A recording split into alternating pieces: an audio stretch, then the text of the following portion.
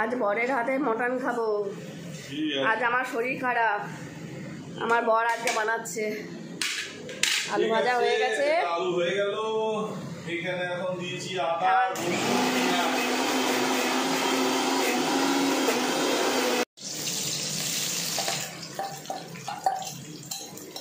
পেঁয়াজ ভাজা চলবে। এখন পেঁয়াজ দিলাম আর পেস্টটা করা আছে এখানে। পেঁয়াজটা যখন অর্ধেক হয়ে যাবে তারপরে এই পেস্টটা দেবো। মাটন কেমন ম্যারিনেট করে রেখেছো? আরে দেখো একদম আরে সুন্দর রেডি করা আছে, সব একদম সুন্দর ম্যারিনেট করে রেখেছো তো। প্রায় 10 ঘন্টা ধরে করা আছে। 10 ঘন্টা ধরে ম্যারিনেট করে রেখেছে। ব্যাস ঠিক আছে। অল্প চিনি দিয়েছি, অর্ধেকটা তুলে দিয়েছি আর অর্ধেকটা আরেকটু খড়া করে ভাজছি।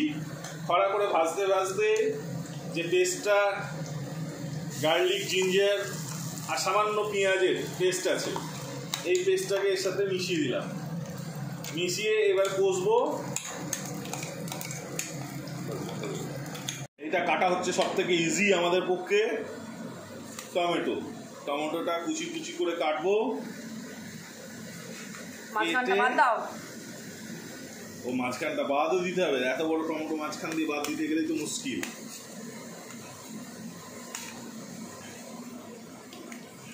আরে সব মিক্সড হয়ে যাবে, অত বাদ দেওয়াতে কোনো ব্যাপার নেই। টমেটোটা দিয়ে তারপরে একটু নুন দিতে হবে, তাহলে তাড়াতাড়ি নুন। এবার চলে যাচ্ছে। এবারে মটন আজকে সকালবেলায় নিয়েছিলাম, এবারে আস্তে আস্তে ঢালতে হবে। বাস, মটনের আসল হচ্ছে কষানো। আমার কষাতে মোটামুটি 45 মিনিটস লাগবে। যতক্ষণ না ভালো করে কষাবো ততক্ষণ পর্যন্ত মটন তৈরি হবে। এখন চলবে কষানোর কাজ। তুমি বসে একটা সিরিয়াল দেখো, আমি এখন তা করতে কষাতে শুরু করছি। এই ঢাকা দিয়ে দিয়ে আমি রান্না করব। প্রেসার কুকারে অনেক পরে দেবো। লঙ্কাটা দিইনি, এইবারে আমি এখন লঙ্কাটা চিড়ে দিয়ে দেবো। একটু ঝাল ঝাল হবে, কাঁচা লঙ্কার ঝালই হবে। তার মধ্যে একটা লাল লঙ্কাও পেয়েছি, সেটাও দিয়ে দেওয়া হচ্ছে।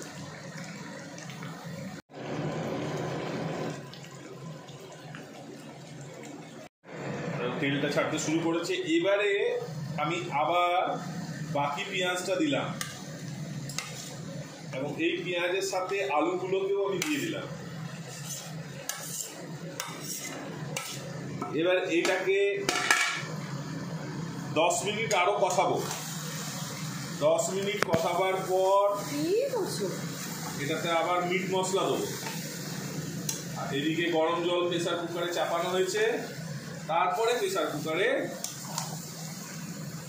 3টে সিটি দেব।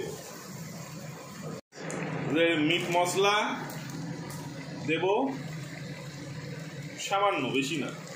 বাস, এটা দেওয়া হয়ে গেল। এইদিকে জল ফুটছে।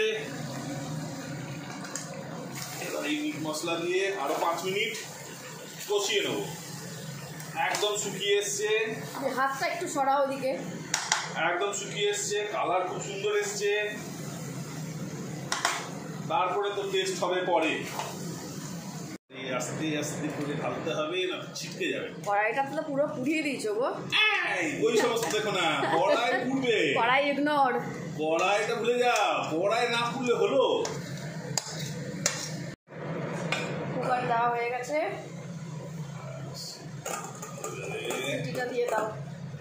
দেওয়া হয়ে গেছে। এবার যেটা একটা স্পেশাল কাজ, আমি এক পিস মেটে ঠিক তুলে রেখেছি। শুধু মেটে তুলে রাখলেই হলো না, এটার জন্য ভাগ বসাই সাধারণত আমি আর আমার বউ। ফার্স্টে বউকে একটু খাইয়ে দিই। গরম আছে, সাবধান।